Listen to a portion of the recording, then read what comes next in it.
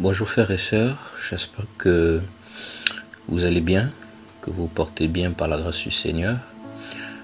Alors aujourd'hui nous allons continuer notre enseignement sur l'état de l'homme. Donc nous allons continuer avec la troisième session par la grâce d'Élohim.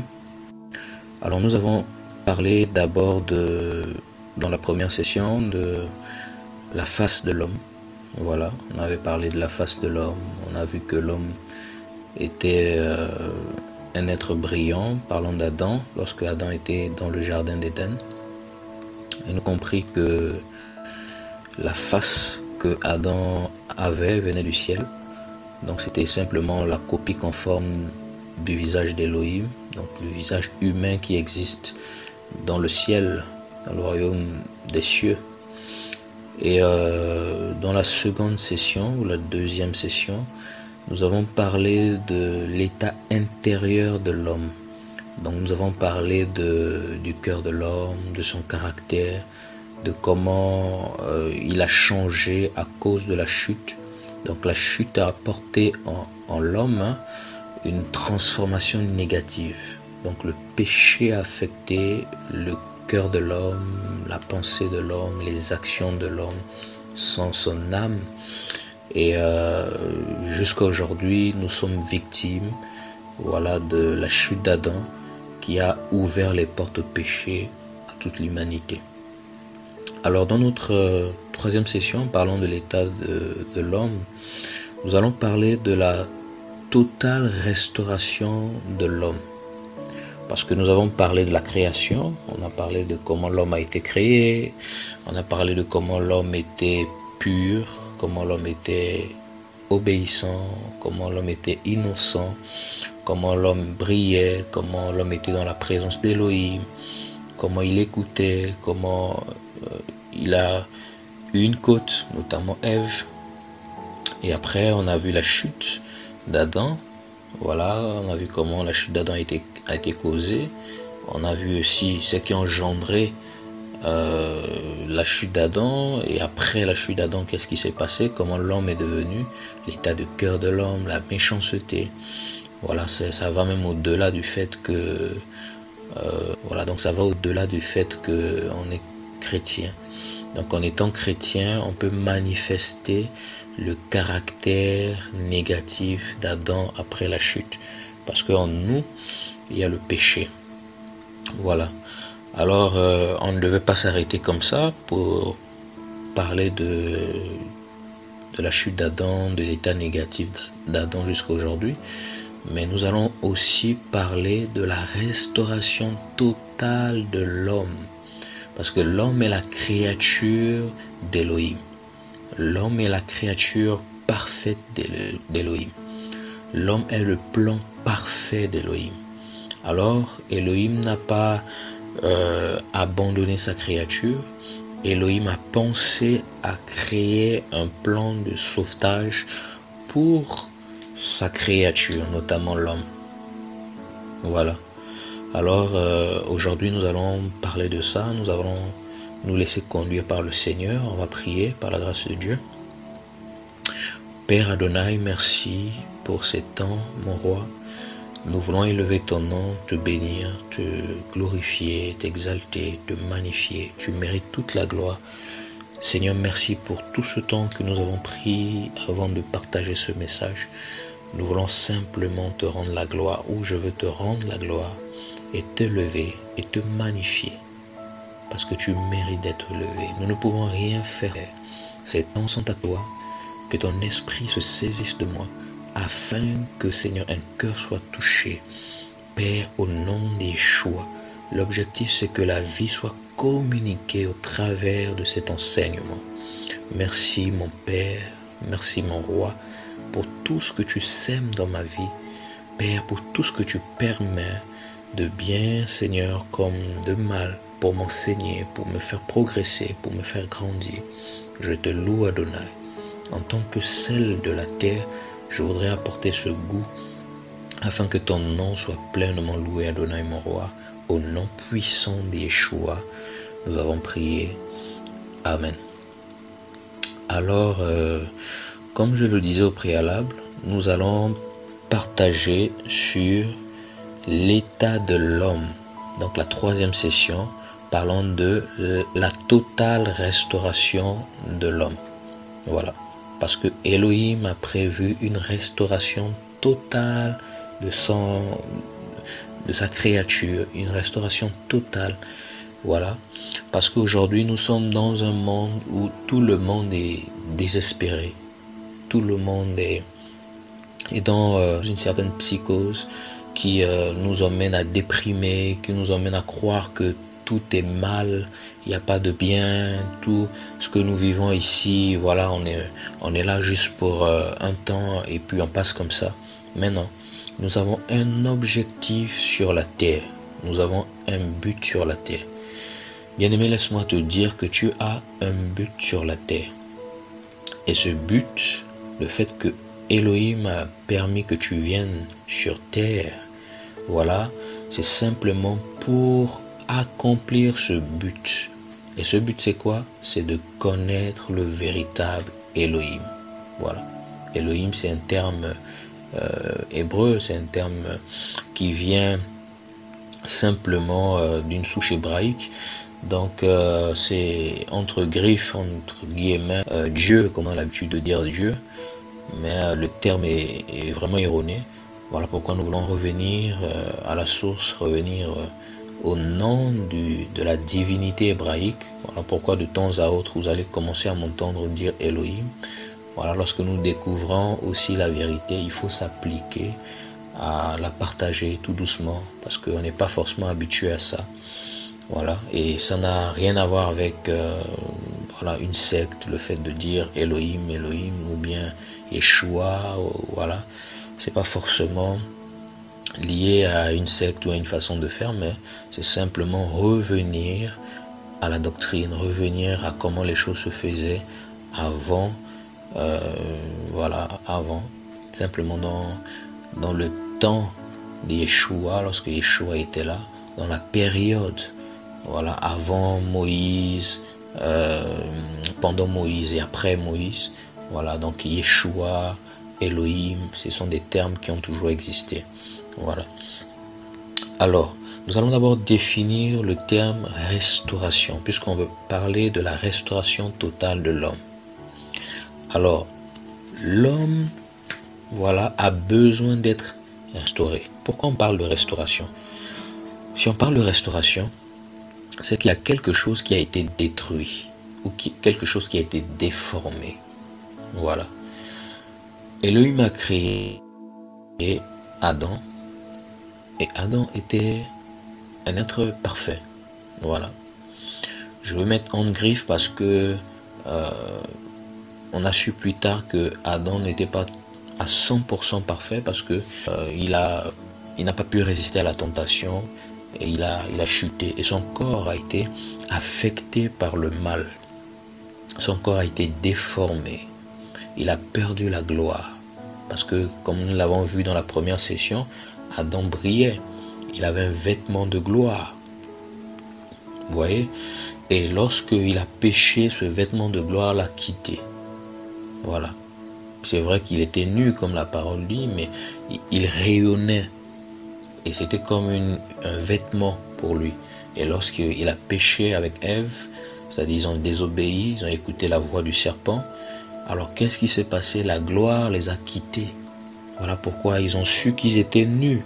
Et la nudité, comme la parole nous en parle, la nudité, c'est simplement l'image du péché. Donc ils étaient dans le péché, ils sont rentrés dans le péché.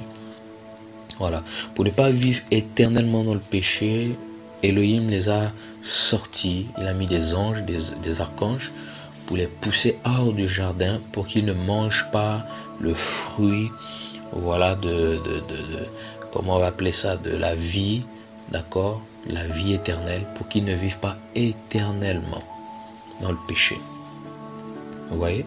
Et Elohim les a fait, il a tué des bêtes, il a fait des vêtements, voilà, qui symbolisaient simplement, qui préfiguraient la mort de Christ. Voilà. Donc il avait déjà dans sa préscience, dans sa pensée, la restauration de sa créature qui est l'homme.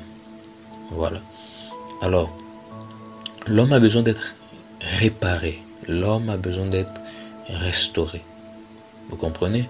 L'homme a besoin, voilà, d'être renouvelé. Parce que la restauration, c'est simplement le fait de rétablir quelque chose qui a été déformé, détruit. C'est de guérir. Parce que Adam est rentré dans un état de maladie. Lorsque Adam portait la gloire sur lui, il ne pouvait pas tomber malade. Il n'y avait pas de cancer, il n'y avait pas d'hépatite, il n'y avait pas de sida, il n'y avait pas toutes ces maladies que nous connaissons aujourd'hui. Adam était vraiment dans la gloire, dans la protection divine. Vous comprenez? Alors, qui parle de restauration, parle de restitution. Donc, Elohim, dans sa pensée de réparer, plutôt de restaurer l'homme, d'accord, dans la restauration, il a vu, d'accord, la réparation. Donc, il se dit, comment faire pour réparer l'homme à son état initial, ou encore à un état plus excellent que celui qu'il avait dans le jardin, pour qu'il ne chute plus jamais. Vous comprenez? Alors, nous voilà dans le chaos. On se dit, nous sommes perdus. On se dit, on ne peut plus être sauvés, délivrés du péché. Nous sommes condamnés. Oui, on était condamnés. Mais gloire soit rendue à Elohim, que son plan merveilleux qu'il avait d'envoyer son Fils unique. Voilà, il a préfiguré, envoyer son Fils unique. Il a prévu envoyer Yeshua à la croix, ou encore Jésus-Christ, à la croix de Golgotha pour mourir pour nos péchés, afin que son sang coule, nous purifie, nous lave, nous rachète.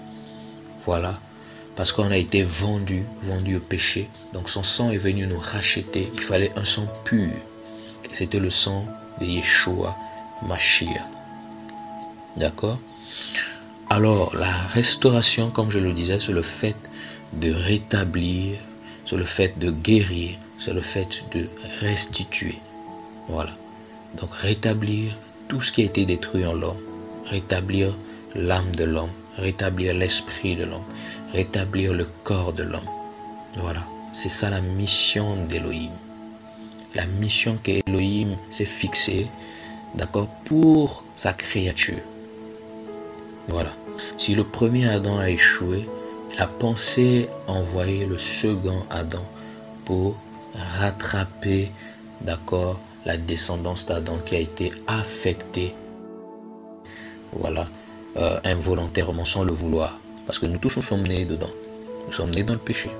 À cause de la désobéissance d'un seul, tous ont été affectés. Nous allons aller pas à pas par la grâce du Seigneur. Alors dans le livre de Romains chapitre 5, verset 12, à partir du verset 12,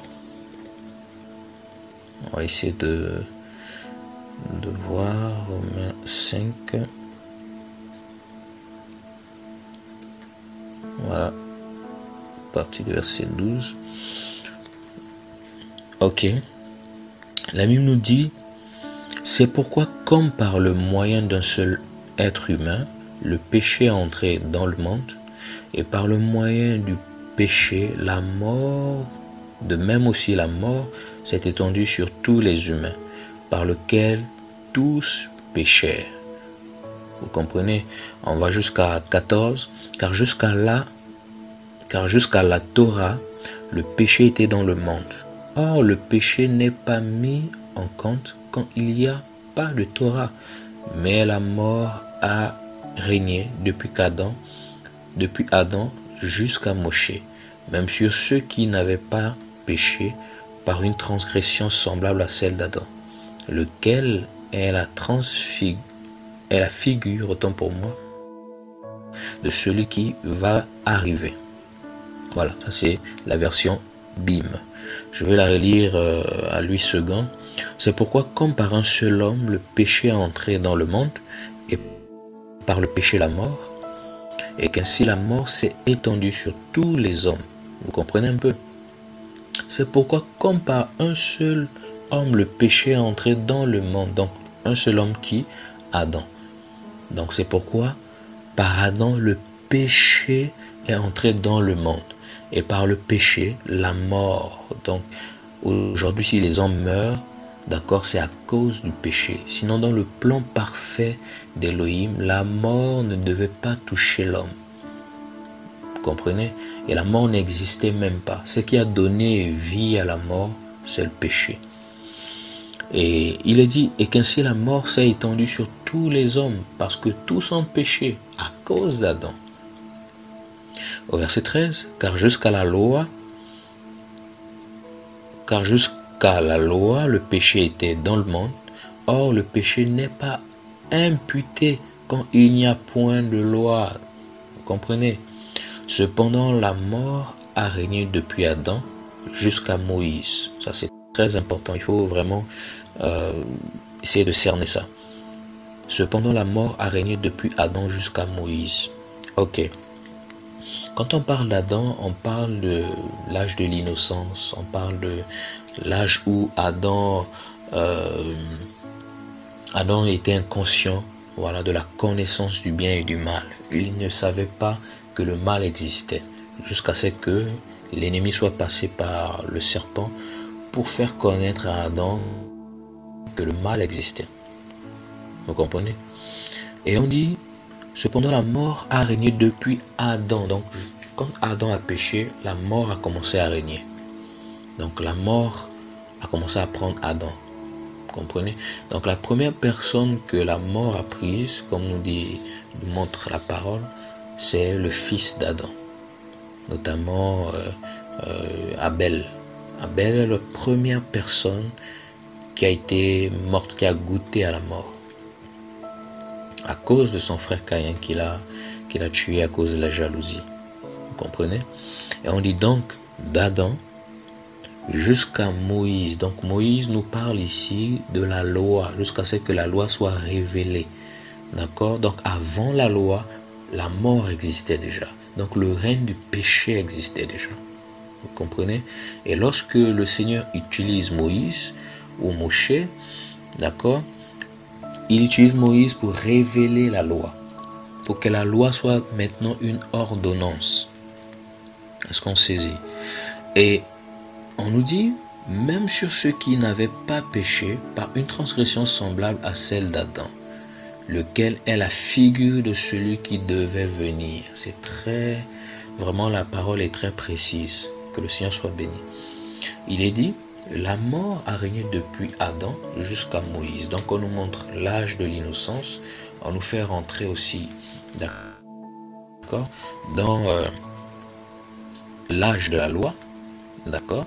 Et ensuite on nous fait rentrer dans l'âge de la grâce. Vous comprenez? Lorsqu'on parle lequel est la figure de celui qui devait venir, on nous parle de la grâce. Celui qui devait venir, effectivement, c'est Yeshua. Vous comprenez? Donc, Yahweh avait déjà prévu envoyer la figure de celui qui devait venir. Donc, la figure que portait Adam était la figure de celui qui devait venir. Waouh! Que le Seigneur soit béni.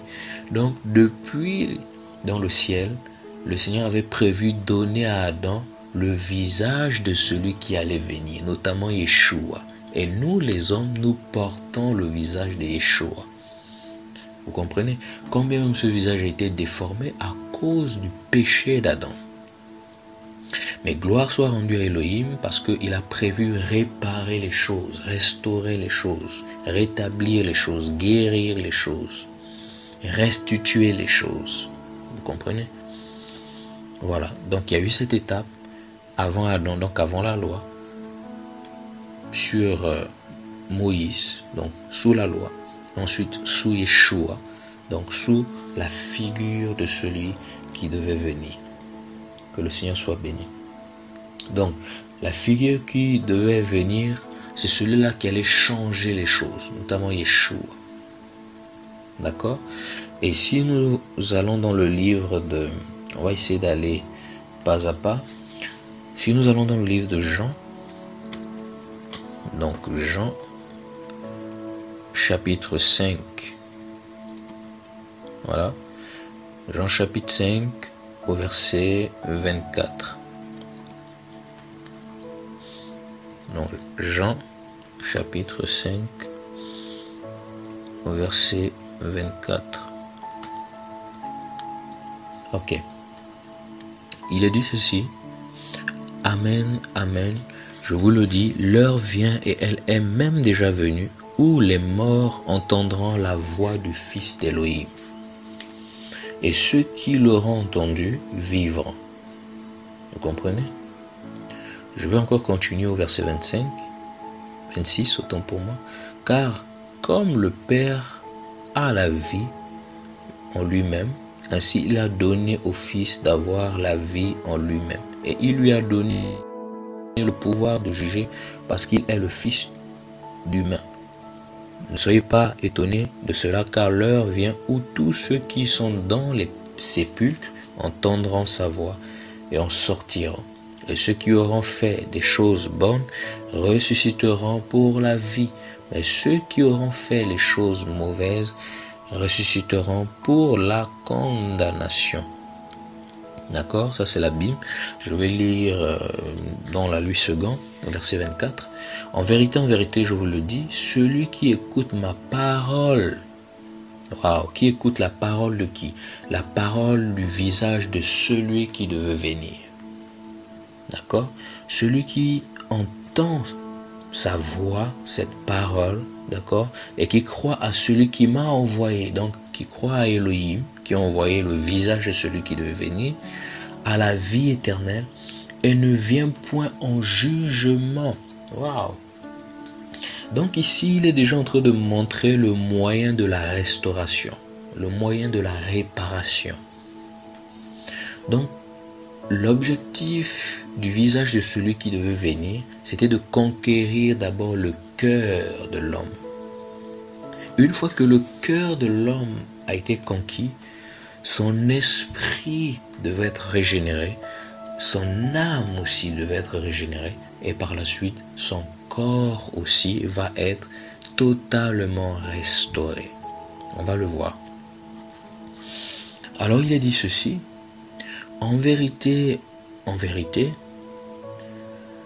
au verset 25, je vous le dis, l'heure vient et elle est déjà venue, où les morts entendront la voix du Fils de Dieu. Et ceux qui l'auront entendu vivront. Vous comprenez? Alors les morts dont il est question, c'est qui? D'accord? C'est les morts qui n'ont pas en eux le visage de celui qui devait venir, notamment Yeshua, Jésus-Christ. Donc toutes les personnes qui n'ont pas Jésus-Christ dans leur vie, d'accord, sont ceux-là qui sont morts. Morts comment? Spirituellement. Alors nous qui sommes aujourd'hui devenus chrétiens, disciples Yeshua, hier nous étions morts par nos offenses, comme nous dit la parole dans Éphésiens. Nous étions morts. Nous faisons partie de toutes ces personnes qui sont sur la terre, qui n'ont pas la connaissance d'Yeshua, qui n'ont pas accepté Yeshua comme sauveur et Seigneur personnel, parce que c'est lui qui est mort à la croix pour l'homme, pour laver l'homme de ses péchés qui le conduisaient en enfer. Vous comprenez? Nous tous, depuis la chute d'Adam, on a été condamnés à la mort. On a lu tout à l'heure, d'accord, dans Romains chapitre 5, que la mort a régné depuis Adam, et de Adam à Moshe, et de Moshe jusqu'au visage de celui qui devait venir.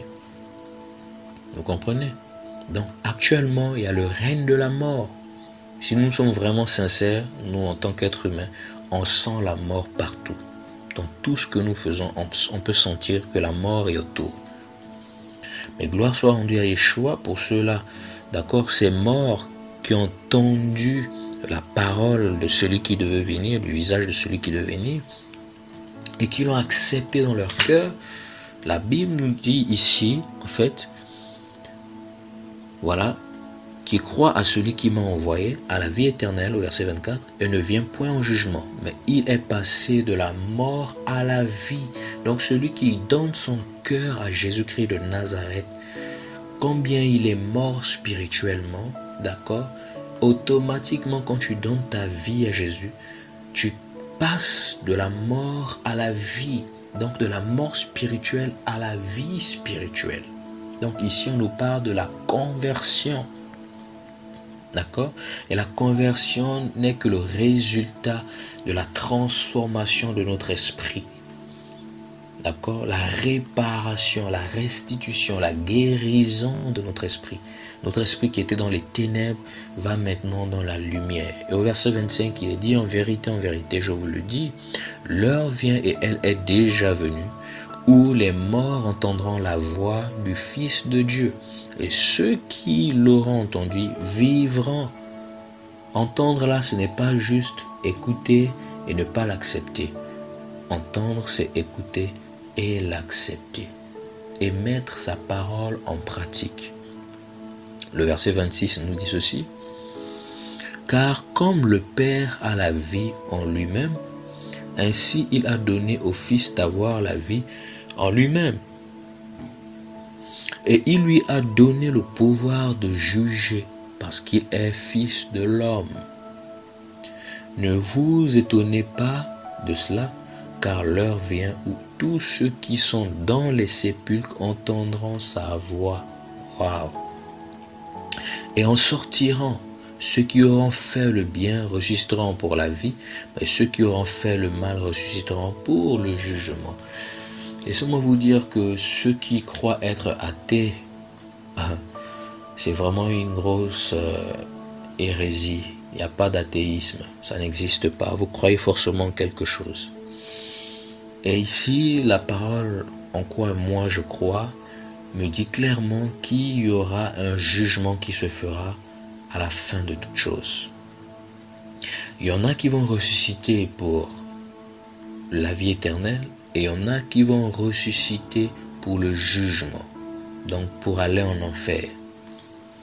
Alors pour faire éviter cela à l'homme, pour qu'il ne rentre pas en enfer, Yahweh va envoyer le visage de celui qui devait venir, d'accord, aller mourir à la croix pour les descendants d'Adam. Tellement il aime l'homme. Ça, c'est le prix de la réparation, de la restauration. Vous comprenez? Et on nous dit dans le livre d'Éphésiens, on va aller voir dans le livre d'Éphésiens, vous allez comprendre quelque chose. On va, par la grâce du Seigneur, essayer de faire comprendre les choses tranquillement. Alors la Bible nous dit ceci. Et vous, étant morts par les fautes et les péchés dans lesquels vous marchiez autrefois, selon l'âge de ce monde, selon le chef de l'autorité de l'air, de l'esprit qui opère maintenant dans le fils de l'obstination, parmi lesquels nous vivions tous autrefois selon les désirs de notre chair, accomplissant les désirs de la chair et de nos pensées. Et nous étions par nature des enfants de colère, comme les autres. Mais Elohim, qui est riche en miséricorde à cause de son grand amour dont il nous a aimés, nous aussi étions morts par les fautes et nous a vivifiés ensemble avec le Mashiach. C'est par grâce que vous êtes sauvés. Et il nous a ressuscités ensemble et nous a fait asseoir ensemble dans les lieux célestes en Mashiach Yeshua. Verset 7. Afin qu'il montre dans les âges qui viennent l'immense richesse de sa grâce par sa bénignité envers nous en Mashiach Yeshua. Car vous êtes sauvés par la grâce, par le moyen de la foi, et cela ne vient pas de vous, c'est le don d'Elohim. D'accord? Donc ici c'est la Bible. Et la Lui seconde nous dit, vous étiez morts par vos offenses et par vos péchés, dans lesquels vous marchiez autrefois. Donc on comprend que avant d'être chrétien ou avant d'avoir donné notre vie au Seigneur, nous étions, d'accord, morts par nos péchés, par nos offenses. Vous étiez morts par vos offenses et par vos péchés dans lesquels vous marchiez autrefois. Donc toutes les personnes aujourd'hui qui n'ont pas Jésus, qui marchent consciemment dans le péché, qui vivent dans le péché, voilà, et les faux chrétiens, en guillemets, qui disent qu'ils sont chrétiens, en griffe, et qui vivent consciemment dans le péché, d'accord, sont carrément, comment on va dire, morts spirituellement.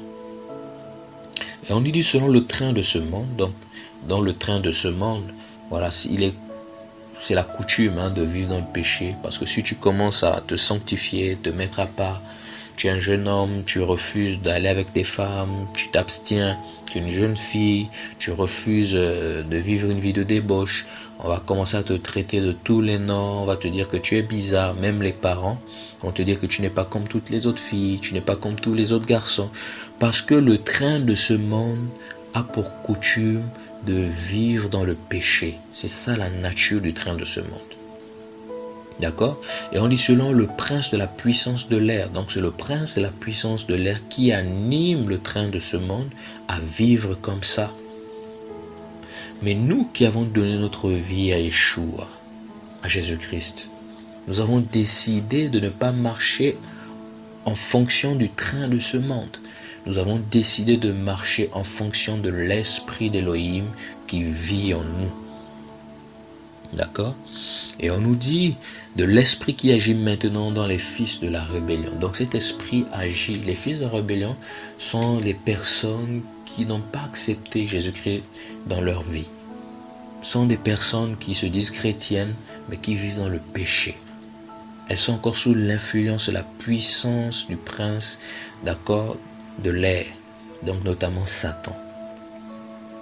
Et pour être dégagé de cette influence-là, il faut donner sa vie à Yeshua, au visage de celui qui devait venir. Et on nous dit, nous tous aussi, nous étions de leur nombre. D'accord? C'est Paul qui parle. Paul dit que je faisais partie de ces personnes. Lorsque je n'avais pas Yeshua, nous faisons tous partie de ce nombre. Et nous vivions autrefois selon les convoitises de notre chair. Donc tout ce que notre chair nous dictait, on le faisait. Accomplissant les volontés de la chair et de nos pensées. Et nous étions par nature des enfants de colère. Donc des enfants qui suscitaient la colère d'Élohim. Parce que le péché suscite la colère d'Élohim. Comme les autres. Mais Dieu qui est riche en miséricorde, et à cause du grand amour dont il nous a aimés, nous qui étions morts par nos offenses, nous a rendus à la vie avec Christ. C'est par grâce que vous êtes sauvés. Il nous a ressuscités ensemble et nous a fait asseoir ensemble dans les lieux célestes. Ressusciter ensemble, comment? Parce que nous sommes toujours vivants. Rappelez-vous que j'étais en train de dire tout à l'heure que, et on a vu dans la parole, dans le livre de Jean, chapitre 5, on a vu que tous qui sont morts, c'est ceux-là qui n'ont pas donné leur vie au Seigneur. Et même là, Éphésiens nous le dit, vous étiez morts par vos offenses. Donc, ici il dit, au verset 5, nous qui étions morts par nos offenses, nous a rendus à la vie avec Christ. Donc en acceptant Yeshua, la première réparation commence dans l'esprit, d'accord, ensuite dans l'âme, et ensuite on va commencer à mettre la parole en pratique, d'accord. On va s'abstenir de beaucoup de choses que notre chair aimait avant. On va commencer à s'abstenir, à dire à notre chair non, à conditionner notre chair dans la sanctification, d'accord, pour honorer le Seigneur, pour accepter la réparation de l'esprit, pour accepter la réparation de l'âme, et ensuite pour accepter la réparation de la chair. Parce que n'oublions pas que nous parlons de la totale restauration de l'homme. Donc le départ de cette restauration commence par la conversion, le fait d'écouter la parole du visage de celui qui devait venir, l'accepter dans notre cœur et marcher en fonction de sa parole. C'est pourquoi il est dit, au verset 6, il nous a ressuscités ensemble et nous a fait asseoir ensemble dans les lieux célestes. Donc lorsque nous acceptons le Seigneur, nous sommes automatiquement assis dans les lieux célestes en Jésus-Christ, afin de montrer dans les siècles à venir l'infinie richesse de sa grâce par sa bonté envers nous en Jésus-Christ. Car c'est par la grâce que vous êtes sauvés par le moyen de la foi. Et cela ne vient pas de vous, c'est le don de Dieu. Ce n'est point par les œuvres, afin que personne ne se glorifie, car nous sommes son ouvrage, ayant été créés en Jésus-Christ pour de bonnes œuvres, que Dieu a préparées d'avance, afin que nous les pratiquions. Alléluia. N'est-ce pas merveilleux, frères et sœurs, de constater, de remarquer que le Seigneur avait prévu des choses merveilleuses pour l'homme, sa créature, en envoyant son Fils unique, Yeshua, mourir à la croix pour nous, afin que nous soyons sauvés, délivrés, réparés. Tu pouvais te poser la question auparavant, ou tu te poses la question, pourquoi devrais-je donner ma vie à Jésus? Qu'est-ce qu'il a fait pour moi? Pourquoi devrais-je vivre, m'affliger cette difficulté? Eh bien, il y a une vraie raison. La vraie raison, c'est qu'au départ, notre aïeul Adam a existé en parfaite harmonie avec Elohim, avec Dieu en griffe. Et il a été séduit par Satan. Il est sorti de la présence d'Elohim. Il a commencé à être affecté. Elle a commencé à être, autant pour moi, affecté par le péché.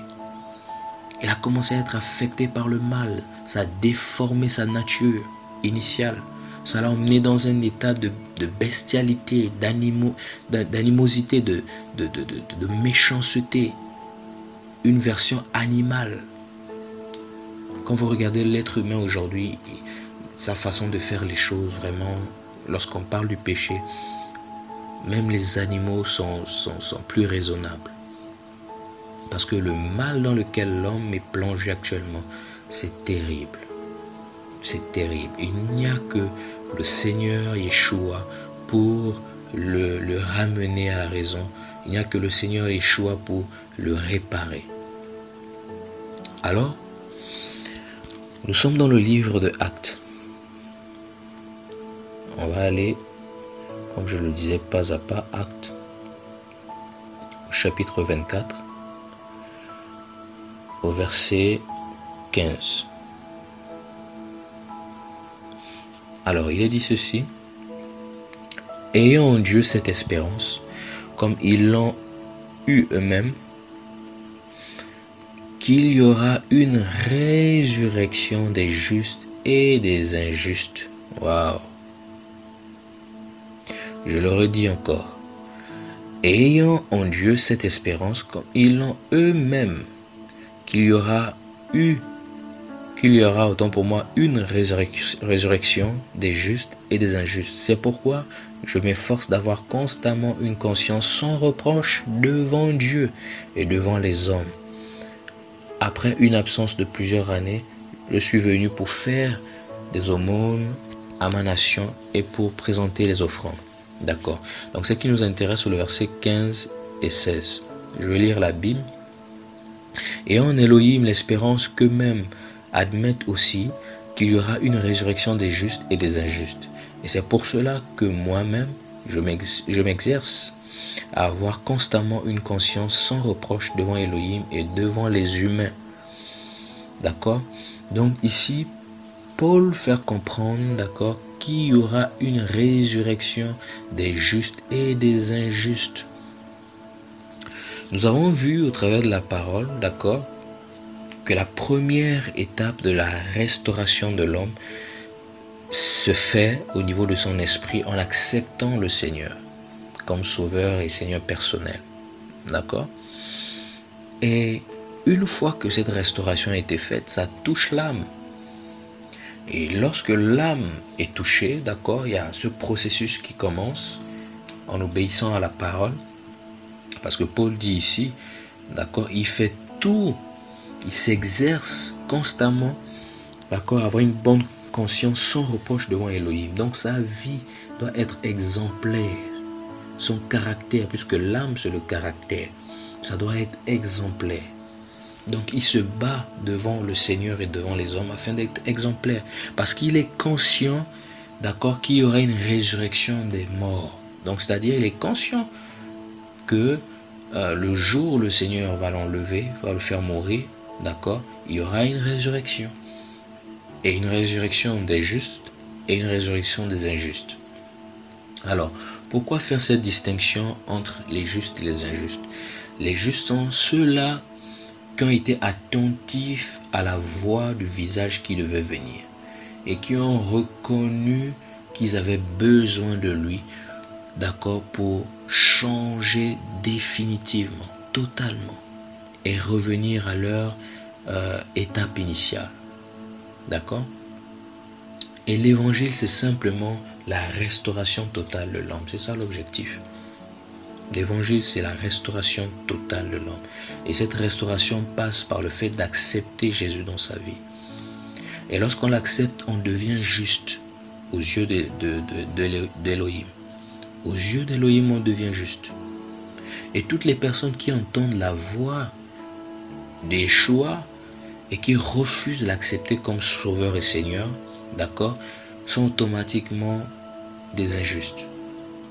Vous comprenez, qui refusent de marcher comme la parole de Dieu le demande, qui refusent d'obéir à la parole d'Élohim, qui refusent de marcher conformément à la parole, qui refusent de s'abstenir, qui refusent de mettre en pratique la parole. Ceux-là sont considérés comme des injustes. C'est la Bible qui le dit, ce n'est pas moi. D'accord?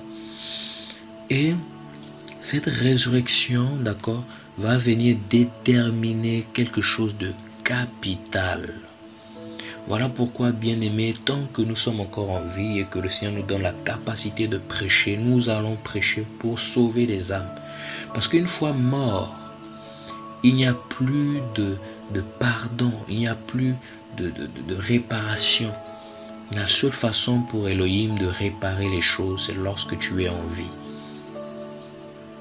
Et fais confiance au Seigneur. Donne ton cœur au Seigneur. Laisse-lui réparer les choses. Laisse-lui te ramener dans ton étape initiale, ton état initial. Et ça passe par la conversion. Comprenez? Et les différents types d'hommes, voilà, comme on a vu là, les justes et les injustes, vont forcément mourir. Les justes vont mourir aussi. Il y a certains justes qui vont mourir, il y a d'autres qui ne vont pas connaître la mort.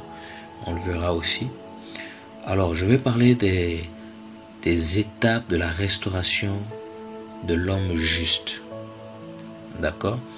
Les étapes de la restauration de l'homme juste. Alors, on parle de la restauration totale de l'homme. C'est de quel homme il s'agit? Ici, la parole nous fait comprendre qu'il y a deux types d'hommes. Il y a les justes et les injustes. Mais la restauration totale de l'homme concerne uniquement les hommes justes. Ça ne concerne pas les hommes injustes qui ont refusé d'accepter la parole d'Élohim dans leur cœur et de marcher conformément à cette parole. D'accord? Donc on va se focaliser sur ce volet, d'accord? Les étapes de la restauration de l'homme juste. Et les étapes de la restauration de l'homme juste, on va voir dans le livre de Jean, Jean chapitre 5, on va revenir là, Jean chapitre 5, au verset 28. Il est dit ceci: ne soyez pas étonnés de cela, car l'heure vient où tous ceux qui sont dans les sépulcres entendront sa voix et en sortiront. Vous comprenez? Et ceux qui auront fait des choses bonnes ressusciteront pour la vie, mais ceux qui auront fait des choses mauvaises ressusciteront pour la condamnation. Vous comprenez? Donc, la restauration passe par là. Lorsque on accepte le Seigneur, on marche conformément à sa parole, on se sanctifie, on met sa parole en pratique. Lorsque le Seigneur permet que la mort nous touche, d'accord, il y aura, il nous fait cette promesse, il y aura cette résurrection, d'accord, pour la vie. Et de quelle vie il s'agit? La vie éternelle. Vous voyez? Donc cette réparation, d'accord, passe par le fait que il faut accepter le Seigneur pour repartir dans la vie éternelle. Parce que Adam vivait déjà la vie éternelle. D'accord? Adam vivait la vie éternelle, quand bien même il n'est pas rentré dans les 1000 ans. D'accord? Mais le simple fait qu'il mangeait l'arbre de vie, d'accord, il était dans le processus de la vie éternelle. Il vivait la vie éternelle. Donc le Seigneur, par la résurrection des justes, pour la vie éternelle, veut nous faire rentrer dedans à nouveau. Vous comprenez? Et pour ceux qui vont ressusciter, d'accord, ce sera pour la condamnation, donc pour la mort éternelle, donc l'enfer, et ensuite le lac de feu. Vous comprenez? Et il est dit dans un autre passage de Daniel qui en parle aussi, c'est la condition des deux types d'hommes. Donc on a vu l'homme juste et l'homme injuste, mais on veut plus se concentrer sur l'homme juste, comme je le disais. Alors on va voir dans le livre de Daniel chapitre 12, Daniel chapitre 12 à partir du verset 2, il est dit ceci: et beaucoup de ceux qui dorment dans la poussière de la terre se réveilleront. Donc il y aura la résurrection. Vous comprenez? Donc c'est-à-dire, le Seigneur répare d'abord chez l'homme juste son esprit, il répare son âme avec la parole. Parce que lorsqu'on regarde dans le livre de Psaumes, la parole nous dit que ta parole est bonne, elle restaure mon âme. Voilà. Donc ce qui restaure l'âme de l'homme, c'est la parole. Donc à chaque fois que les disciples de Yeshua sont en contact de cette parole, leur âme est tout le temps restaurée. Et ceux qui ne l'ont pas n'ont pas cette capacité, cette opportunité de pouvoir restaurer leur âme. Et nous qui avons accepté le Seigneur, nous avons cette capacité de restaurer notre âme au travers de la parole. Si on a été blessé, il suffit d'aller dans la parole et cette parole nous restaure. Si on a été insulté, si on a été ri, moqué, déçu, si on a été trahi, d'accord, il nous suffit simplement d'aller vers cette parole, la lire, la comprendre, l'accepter, et le Seigneur fait son travail au travers du Saint-Esprit. D'accord? Et il est dit, et beaucoup de ceux qui dorment dans la poussière de la terre se réveilleront, les uns pour la vie éternelle et les autres pour la honte, pour l'aversion éternelle. Ceux qui auront été prudents brilleront comme la splendeur du firmament, et ceux qui auront rendu juste beaucoup de gens comme les étoiles pour toujours et à perpétuité. Waouh! N'est-ce pas merveilleux d'entendre cette bonne nouvelle? Vous voyez, donc la restauration commence d'abord dans l'esprit, dans l'âme, d'accord? Le simple fait de marcher en conformité avec la parole, on met notre chair en condition, d'accord, au niveau de la sainteté, la maîtrise de la chair. Et ensuite, lorsque le Seigneur permet, d'accord, que nous mourons, il y a cette étape de la résurrection, d'accord, pour réparer la chair. La résurrection pour réparer la chair, parce qu'on aura des corps glorieux. On nous dit ici, on va se réveiller les uns pour la vie éternelle, les autres pour la honte. Donc la vie éternelle, c'est les hommes justes qui vont rentrer dans la vie éternelle. Vous comprenez? Et les hommes injustes sera pour la honte. La honte, en gros, c'est l'enfer, c'est le lac de feu, pour l'aversion éternelle. Verset 3 de Daniel, il est dit, ceux qui auront été prudents, donc la prudence là, c'est le fait de ne pas désobéir au Seigneur. Je préfère être prudent et accepter, voilà, de marcher en conformité avec le Seigneur et ne pas me rebeller. Ceux qui ont été prudents brilleront comme la splendeur du firmament. Comme on a vu au départ dans la première session, Adam brillait. Donc on va récupérer cette nature de splendeur. D'accord? Nous allons briller tous. Et ceux qui auront rendu juste beaucoup de gens, donc ceux qui ont travaillé sur la terre au travers de leurs talents, leurs dons, leurs appels, qui ont touché par la grâce du Seigneur beaucoup de gens, qu'au travers d'eux, ils ont accepté le Seigneur. Donc la parole nous dit, ils brilleront comme les étoiles pour toujours et à perpétuité. Donc il y en a qui vont briller plus que d'autres. C'est magnifique. Donc regardez un peu toutes ces promesses que le Seigneur nous fait à l'homme pour sa restauration totale. Donc en l'acceptant, il est guéri dans l'esprit, il est guéri dans l'âme, il commence à marcher en nouveauté de vie.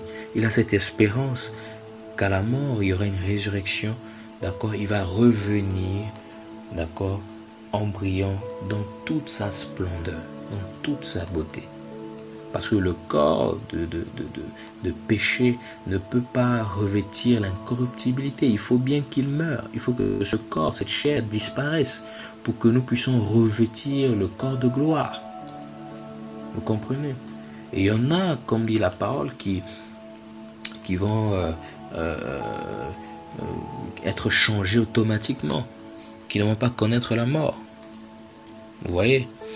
On va voir un peu ce passage dans le livre de 1 Thessaloniciens, au chapitre 4, à partir du verset 13. Chapitre 4, à partir du verset 13. Il est dit ceci: Or, frères, je ne veux pas que vous soyez dans l'ignorance au sujet de ceux qui dorment, d'accord, donc de ceux qui sont morts, afin que vous ne soyez pas attristés comme les autres aussi, qui n'ont pas d'espérance. Donc ceux qui n'ont pas d'espérance, c'est ceux qui n'ont pas accepté Jésus dans leur vie. Donc ils se disent que après la vie là, c'est fini, il n'y a plus notre vie, on va mourir comme ça, on ne vit qu'une fois, donc allons-y à fond dans le péché. Or nous qui avons cette espérance, nous savons que après cette vie, voilà, il y aura une autre vie pour nous. Voilà, ces promesses sont là, il y aura une résurrection des morts, donc des justes et des injustes, les autres pour la gloire, les autres pour la honte. Vous comprenez? On nous dit, car au verset 14, si nous croyons que Yahushua est mort et qu'il est ressuscité, on comprend qu'ici le premier qui est mort et ressuscité avec un corps de gloire, c'est Yeshua, c'est Jésus. Donc le premier d'entre nous, c'est lui, le premier à l'expérimenter. Donc s'il est mort et qu'il est ressuscité avec ce corps de gloire, c'est que ça existe, c'est que c'est réel, c'est que c'est vrai. Et c'est cette espérance qui nous fait vivre.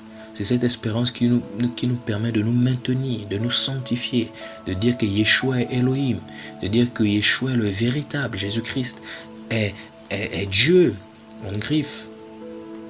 Vous voyez? Donc c'est important, quand je dis en griffe, c'est par rapport au terme Dieu. Vous voyez? Et c'est vraiment important de croire en ces choses. Oui, il y a des belles femmes, il y a des beaux hommes, il y a tout ce qu'il faut dans ce monde pour nous faire oublier le Seigneur. Mais il n'y a rien qui vaut l'âme. Il n'y a rien qui vaut l'éternité. Même pas les beaux yeux d'une femme, même pas ces belles formes. Il n'y a rien qui vaut le salut. On ne vit qu'une fois, c'est vrai. D'accord? Mais on meurt une fois également. Donc c'est pour nous l'opportunité, tant que nous sommes en vie, d'accepter le Seigneur et de marcher en conformité avec sa parole, en nouveauté de vie. Et il est dit ceci, de même aussi ceux qui dorment en Yeshua, donc ceux qui sont morts en Jésus, Elohim les ramènera avec lui. Car nous vous disons ceci par la parole du Seigneur, c'est que nous, les vivants, restés pour l'avènement du Seigneur, nous ne précéderons jamais ceux qui dorment. Donc les morts en Christ, ceux qui nous ont dévancés. Verset 16, il est dit, parce que le Seigneur lui-même, avec un cri de commandement, avec une voix d'archange et avec la trompette d'Elohim, descendra du ciel, et les morts en Mashiach ou les morts en Christ ressusciteront premièrement. Waouh! Donc ceux qui nous ont dévancés, les morts en Christ, donc les Paul, Pierre, toutes ces personnes qui ont fait partie de l'Église, d'accord, vont ressusciter premièrement. Ils vont ressusciter comment? Avec des corps glorieux. Ce ne sera pas des esprits, d'accord? Ils ne vont pas ressusciter comme esprit, non. Ils vont ressusciter avec un corps qui porte une chair. Et c'est magnifique. Ouais. Et on nous dit ceci au verset 17. Ensuite, nous les vivants ressuscités, nous serons enlevés ensemble avec eux dans les nuées et à la rencontre du Seigneur dans les airs. Et ainsi nous serons toujours avec le Seigneur. C'est pourquoi consolez-vous les uns les autres par ces paroles. Oui, mon frère, oui, ma soeur, nous avons besoin de nous consoler par ces paroles. Parce que les temps sont difficiles, les temps sont compliqués. Le monde va à sa fin. La pression devient de plus en plus grande. Le péché s'accroît. Les chrétiens se refroidissent. La mort touche les maisons, les foyers. Les gens vont en enfer. Beaucoup d'âmes. C'est pourquoi, quand on vit ces choses, on peut se décourager dans la marche, on peut s'affaiblir dans la marche, on peut s'essouffler dans la marche. On a besoin de s'encourager par ces paroles. Voilà pourquoi le Seigneur m'a mis à cœur cet enseignement aussi pour encourager, pour connaître notre identité, pour faire connaître à l'homme son identité, sa véritable nature. C'est ça notre nature. Voilà d'où nous venons. Et en connaissant ces choses, ça va nous emmener à nous prendre plus au sérieux, à ne plus négliger ces choses, à ne plus négliger la parole, à ne plus se négliger. C'est important de savoir d'où nous venons et où nous allons. D'accord? Donc ici, on se rend compte que les morts en Christ vont ressusciter premièrement. Ceux qui sont morts avant nous vont ressusciter premièrement. Ils auront des corps glorieux. Et ceux qui seront en vie pendant cette période, si nous serons toujours en vie, eh bien, ce corps mortel va disparaître. Automatiquement, on va revêtir des corps glorieux, ce sera magnifique. Comme on voit un peu dans les dessins animés. D'accord? Donc voilà les étapes de la restauration de l'homme juste. D'accord? Et on nous dit, parce que dans la résurrection, il y a deux étapes, il y a deux étapes, ou il y a deux phases, il faut dire ça comme ça. Voilà, donc la première phase, c'est cette phase-là de la résurrection. Donc la première résurrection, d'accord? Donc on voit les morts en Christ ressuscités et les vivants, d'accord, vont être changés et vont rencontrer le Seigneur dans les airs. D'accord? Ça c'est la première phase. Et dans la première phase, on va un peu voir comment le corps de cette transformation-là se fera. Ou comment ce corps est. Alors, dans le livre de Luc, donc Luc, chapitre 24, à partir du verset 36. Il est dit ceci: mais comme il tenait ses discours, Yahushua se présentait lui-même au milieu d'eux et leur dit: paix à vous. Mais eux, tout terrifiés et effrayés, croyaient voir un esprit. Ça, c'est la résurrection de Yeshua. Lorsque les disciples étaient en train de parler entre eux, de dire qu'il est réellement ressuscité, et il y en a qui doutaient, notamment Thomas. D'accord? Et ici, Yeshua fait son apparition devant ses disciples pour effectivement attester qu'il est réellement ressuscité. Et il est dit au verset 37, mais eux tous terrifiés, effrayés, croyaient voir un esprit. Et il leur dit: pourquoi êtes-vous troublés? Et pourquoi montent-ils des pensées dans vos cœurs? Voyez mes mains et mes pieds, c'est bien moi. Donc il montrait les clous. Et il dit: touchez-moi et voyez, car un esprit n'a ni chair ni os. Donc comprenez que le corps que nous allons avoir dans la résurrection, ce sera un corps qui aura des os et une chair. Donc ce ne sera plus la chair d'Adam, du péché d'Adam, qui contenait le péché d'Adam, mais ce sera maintenant une chair glorifiée, une chair purifiée. D'accord? Une chair glorifiée. Et on nous dit: n'a ni chair ni os, comme vous voyez que j'ai. Au verset 40. Et en disant cela, il leur montra ses mains et ses pieds, mais comme dans leur joie, ils ne croyaient pas encore qu'ils s'étonnaient. Et il leur dit, avez-vous ici quelque chose à manger pour qu'ils croient? Et ils lui présentèrent un morceau de poisson rôti et un rayon de miel. Et l'ayant pris, il mangea devant eux. Donc pour faire comprendre en fait que c'était pas un esprit, d'accord, qu'il avait été bel et bien glorifié, restauré avec un corps de gloire, un corps qui a la capacité de manger, un corps qui a la capacité de transpercer les murs. Vous allez me dire, mais ça se passe comment? Moi je connais pas, parce que Elohim est magnifique, magnifiquement puissant, magnifiquement grand. C'est vraiment des mystères tout ça. Et nous allons vivre cela par la grâce du Seigneur. Allons-y dans le livre de 1 Corinthiens. Il n'y a que les justes qui vont vivre ça. Malheureusement pour les injustes, qui ne vont pas vivre ces choses parce qu'ils refusent de croire. Mais par ces enseignements, par tout ce que le Seigneur nous inspire, nous voulons vraiment vous faire croire aussi au nom d'Yeshua. Et il est dit dans 1 Corinthiens 15 au verset 51, « Voici, je vous dis un mystère, nous ne dormirons pas tous en effet, donc nous ne mourrons pas tous, mais tous nous serons transformés. » Comprenez? En un instant, en un clin d'œil, à la dernière trompette, car la trompette sonnera, et les morts ressusciteront incorruptibles. Vous voyez? Donc on aura un corps de gloire, mais c'est un corps qui ne se corrompt pas, comme le corps qu'avait Adam dans le jardin d'Éden qui s'est corrompu. Vous comprenez? Donc nous allons avoir un corps encore plus excellent que celui d'Adam. Et nous serons transformés. Au verset 53, mais il faut en effet que le corruptible revêt l'incorruptibilité. D'accord? Le corruptible, c'est ce corps que nous avons, le corps d'Adam, et que le mortel revête l'immortalité. Donc ce corps que nous avons, c'est un corps mortel. Il doit revêtir l'immortalité, un corps qui ne meurt plus. N'est-ce pas merveilleux, mes bien-aimés? Pourquoi allons-nous accepter de vivre dans le péché?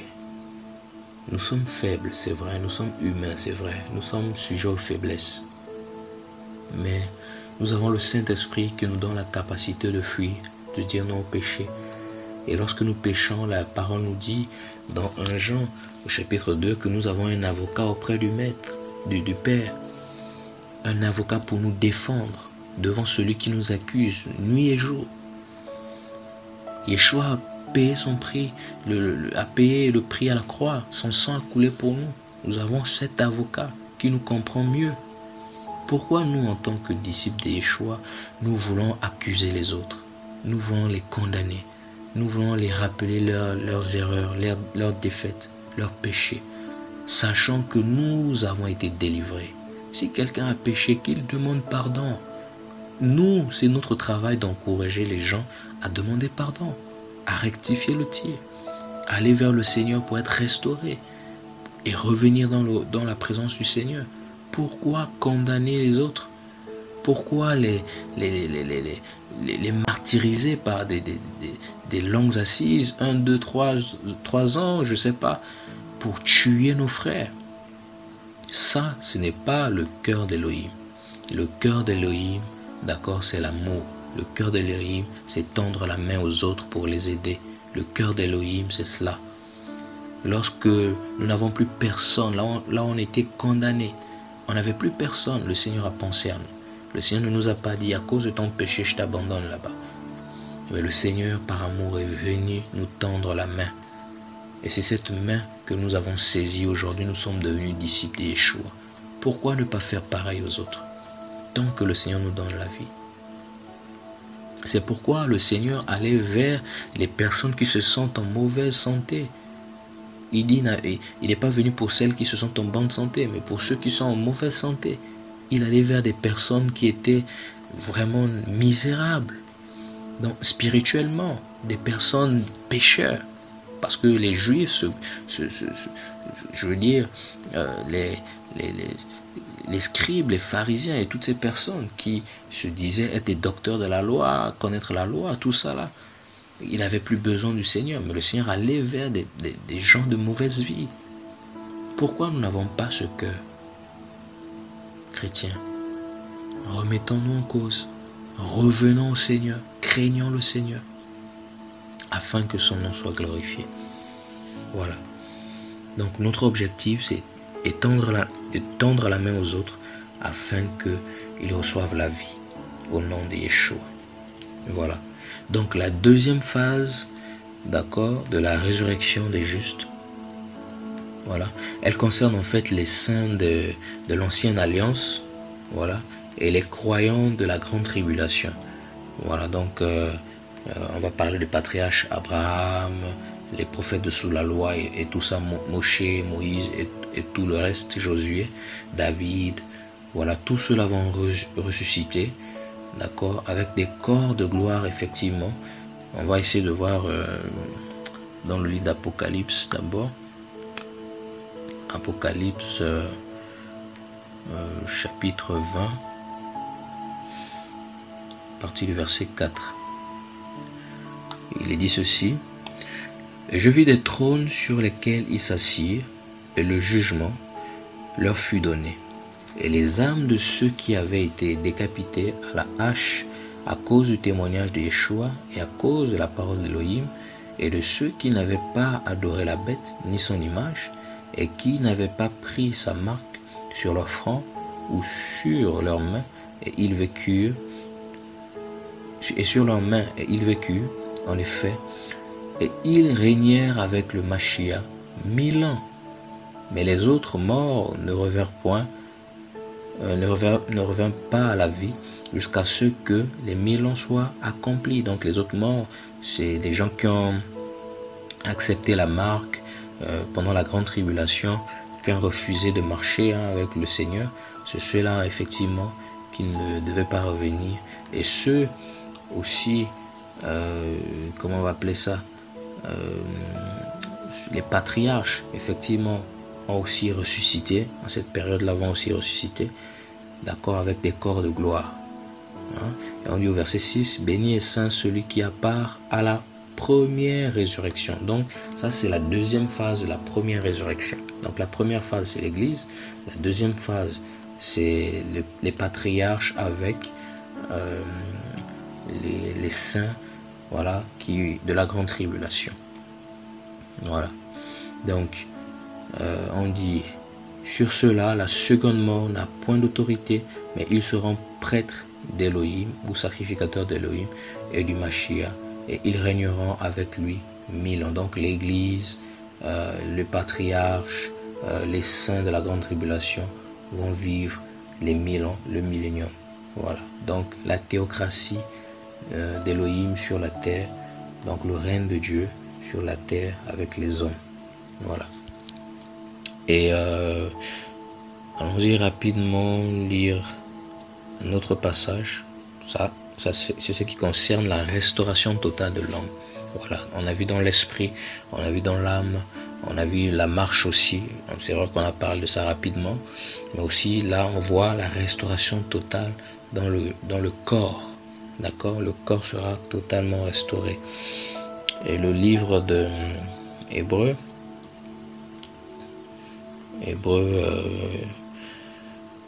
11, à partir du verset 36, la parole nous dit ceci: mais d'autres ont reçu leur épreuve par des moqueries et des fouets, et même par des liens et de la prison. Au verset 37, ils furent lapidés, sciés, mis à l'épreuve, ils moururent par meurtre de l'épée. Ils étaient vagabonds, vêtus de peau de brebis et de peau de chèvre. Ils étaient dans le besoin, oppressés, maltraités. Eux dont le monde n'était pas digne, égarés dans les déserts et dans les montagnes et dans les cavernes et dans les trous de la terre. Et tous ceux-là, bien qu'ayant reçu un bon témoignage à cause de leur foi, n'ont pourtant pas obtenu la promesse. D'accord? Et verset 40, Elohim ayant pourvu quelque chose de meilleur pour nous, afin qu'il ne soit pas rendu parfait sans nous. Vous comprenez? Donc, nous tous, nous allons rentrer dans le millénium ensemble avec les patriarches. D'accord? Revenons dans Apocalypse. On va voir un autre passage. Apocalypse chapitre 13, verset 15. 13 au verset 15 nous dit ceci. Et il lui fut donné de donner un esprit à l'image de la bête, afin que l'image de la bête parle et qu'elle fasse que tous ceux qui n'adorent pas l'image de la bête soient mis à mort. Vous comprenez? Donc les saints, voilà, toutes les personnes qui vont refuser pendant la grande tribulation, voilà, d'adorer l'image de la bête seront mises à mort. Vous comprenez? Donc eux, ils vont aussi ressusciter. Voilà. Donc comme disait la parole, et comme dit la parole dans Apocalypse, toujours Apocalypse 20, au verset 6. Apocalypse 20 au verset 6. Voilà, il est dit ceci. Béni et saint celui qui a part à la première résurrection. Sur cela, la seconde mort n'a pas d'autorité, mais qu'ils seront prêtres d'Élohim et du Mashiach, et ils régneront avec lui 1000 ans. Waouh! Que le Seigneur vraiment soit vraiment élevé et glorifié. D'accord? Alors, donc, la seconde résurrection, voilà, parce qu'on a parlé de la première résurrection qui a deux phases. La seconde résurrection, voilà, consiste au verset 5, toujours l'Apocalypse 20. Mais les autres morts ne revinrent pas à la vie jusqu'à ce que les 1000 ans soient accomplis. C'est la première résurrection. Donc les autres morts là sont simplement les inconvertis. Voilà, les gens qui ont refusé de croire. Voilà, c'est ceux-là qui ne reviendront pas à la mort. D'accord, ils ne vivront pas le millénium. Et dans Jean chapitre 5, parce que Jean en parle bien, hein. Jean parle bien. Jean chapitre 5, verset 28. Il dit ceci. Ne soyez pas étonnés de cela, car l'heure vient où tous ceux qui sont dans les sépulcres entendront sa voix et en sortiront. Et ceux qui auront fait des choses bonnes ressusciteront pour la vie, et ceux qui auront fait des choses mauvaises ressusciteront pour la condamnation. Vous comprenez? Donc la seconde résurrection, c'est la résurrection des injustes, voilà, qui vont ressusciter pour la condamnation. Et comme nous avons vu dans Daniel, hein, on va dire que ceux-là qui ont fait le bien, voilà, ressusciteront dans la gloire, iront dans la gloire, et les autres iront dans la honte. Voilà. Et Matthieu chapitre 3 au verset 7 nous fait comprendre que tous qui n'acceptent pas le Seigneur sont sous la condamnation, sont sur le jugement, parce qu'il y a un jugement, et ce jugement, c'est simplement la mort éternelle. Voilà. Vous voyez? Et 1 Thessaloniciens chapitre 5 au verset 9 nous dit ceci. Parce que Elohim ne nous a pas destinés à la colère, mais à l'acquisition du salut par notre Seigneur Yeshua Mashiach. Donc on comprend que il y a des gens qui sont destinés à la colère. Donc ceux qui sont destinés à la colère là, c'est simplement les personnes qui ont refusé d'accepter le visage de celui qui devait venir changer les choses. Voilà. Et on comprend par la parole que celui qui est venu changer les choses n'est simplement que Yeshua Mashiach. Et on va terminer avec ces deux passages d'Apocalypse. Voilà, Apocalypse 20, verset 11. Apocalypse 20, 11 nous dit ceci. Et je vis dans un gros trône blanc, et celui qui est assis dessus, le ciel et la terre s'enfuirent de devant sa face, et l'on ne trouva plus de place pour eux. Et je vis les morts, les grands et les petits, qui se tenaient devant Elohim. Des livres furent ouverts, et les autres livres furent ouverts. D'accord?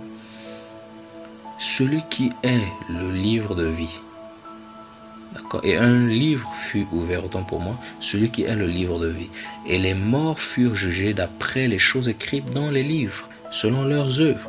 Donc on voit que les inconvertis, et les injustes, qui ont refusé de marcher en conformité avec la parole, d'accord, ils seront jugés en fonction de ce qui est écrit dans leur livre.